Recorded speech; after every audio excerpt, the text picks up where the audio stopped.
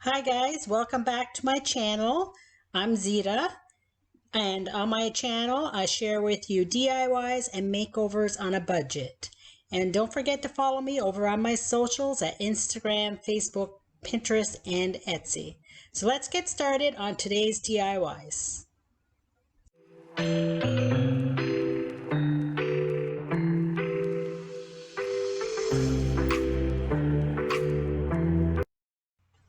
For this DIY, guys, I have a couple of birdhouses that I picked up at the Dollar Tree.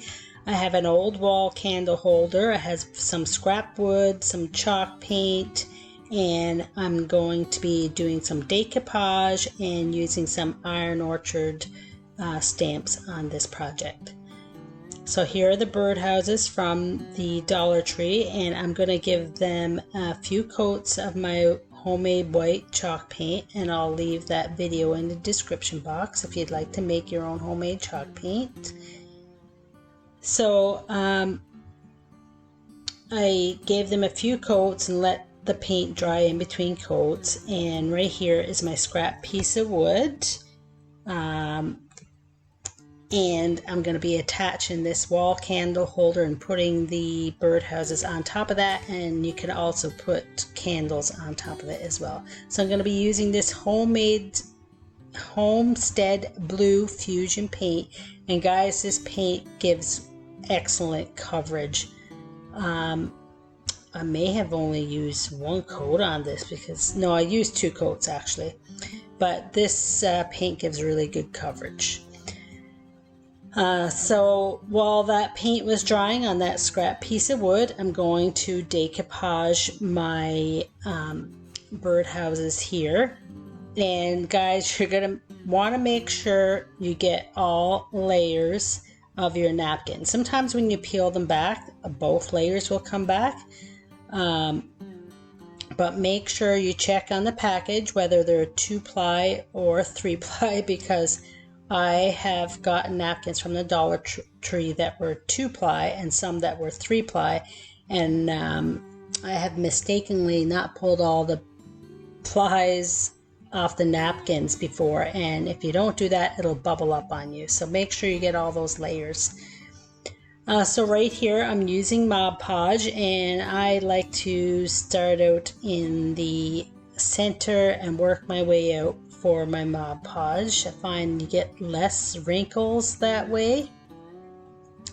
So once I have that Mod Podge on there, I'm going to cut off the excess napkin and any little bits left over. After I trim it with the scissors, I'm going to use a paintbrush and just dip it in some water like a little artist brush and go along the edge, and that will remove the excess napkin. And once everything is dry there, I like to wait till the next day before I apply my top coat of Mod Podge. I just find you get less wrinkles that way.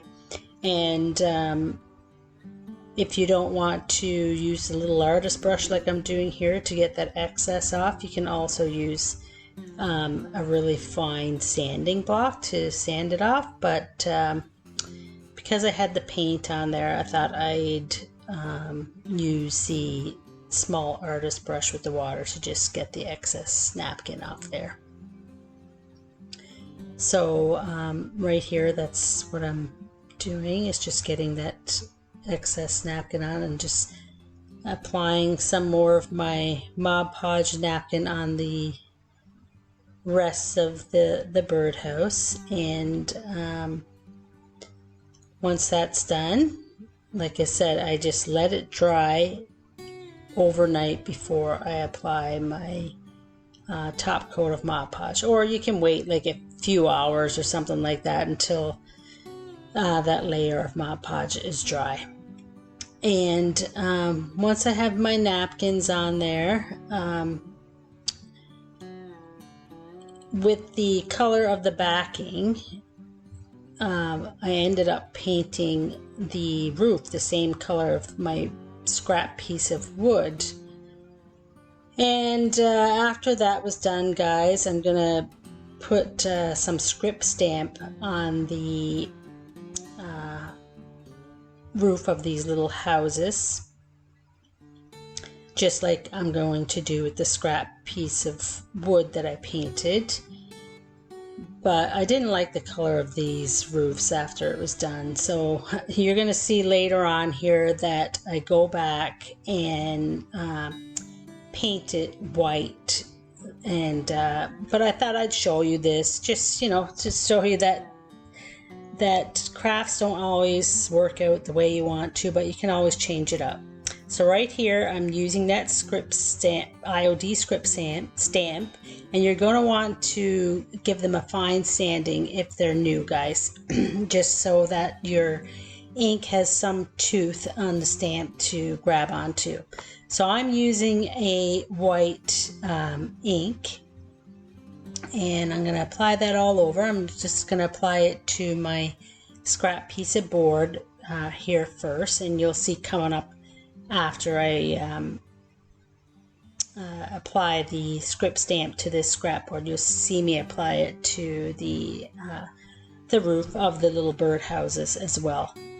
And like I said, I just didn't like the way it turned out. I just thought it was too dark and just kind of took away from the decoupage napkins.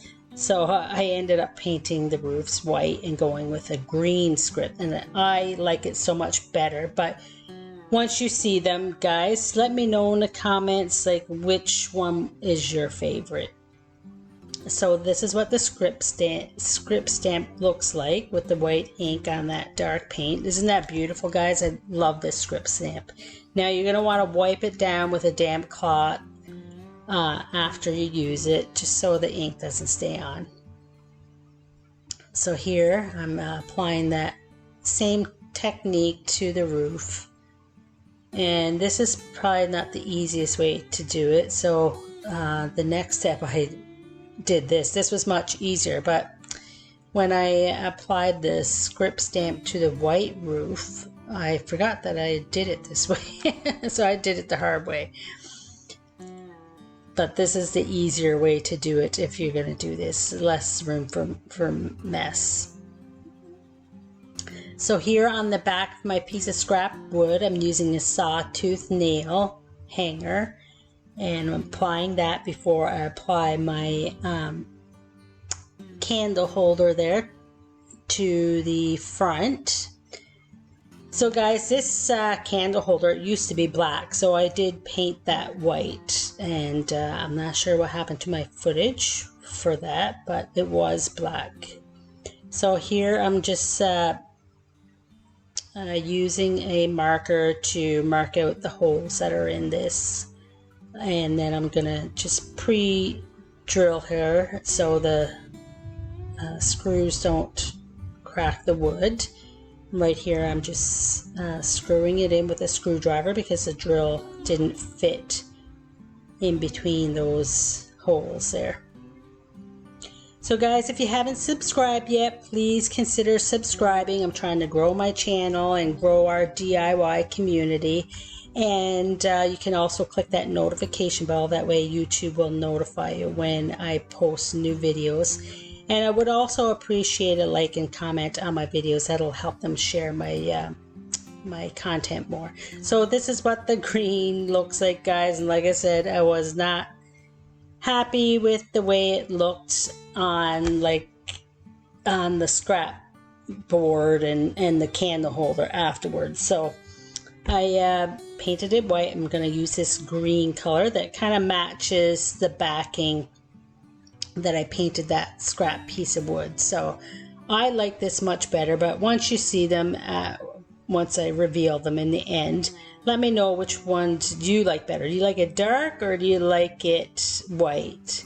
And I'll show you a picture as well of what it looks just plain white. So there's the before, guys, and here's the after. So this is what it looks like with the green. I think it just takes away from the backing. So there's just the plain white, no script on it.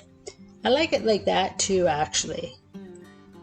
And there is what it looks like with the green script. I like that too.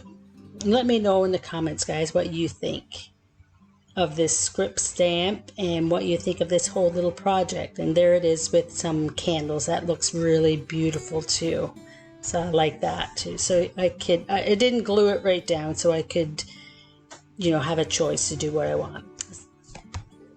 So my next project here is a Lazy Susan, and I'm not sure what I did to my footage with this either, guys. I didn't get what it looked like before, but as you saw there when I was painting it, it was just a plain pine wood. So I painted that up with my homemade chalk paint, and once I had all my coats on there, I gave it a light sanding just to make it smooth, and then I wiped that dust away.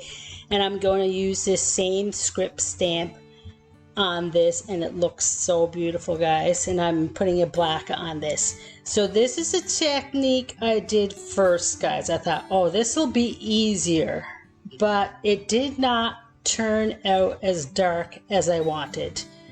So I would suggest not doing it this way if you want to try this. So I painted it all again. I had to put a few coats on, guys, to cover up that script stamp, and I applied some black ink again, and I did it this way this time. Just put the stamp on top of it. That way I was able to apply more pressure to the stamp with my hands. I need to get a brayer. I need to order a brayer so I can apply the same pressure all over the stamp.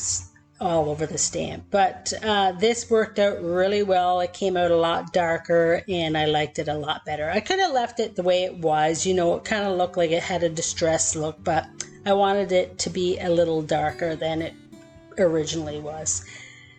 So let me know, guys, what do you think of this little piece? Isn't this beautiful? And after the ink is dry, make sure your ink is dry, guys, or if you put your top coat on, it's going to smear. So I'm using this Polyvine wood varnish, and I put a few coats on. So this is what it looked like before, and this is what it looks like now, guys. Let me know in the comments what you thought of both of these projects today, and I hope to see you in the next video as well. Have a great day, guys. Thanks for sharing some of your time with me, and I'll see you in the next video. Bye.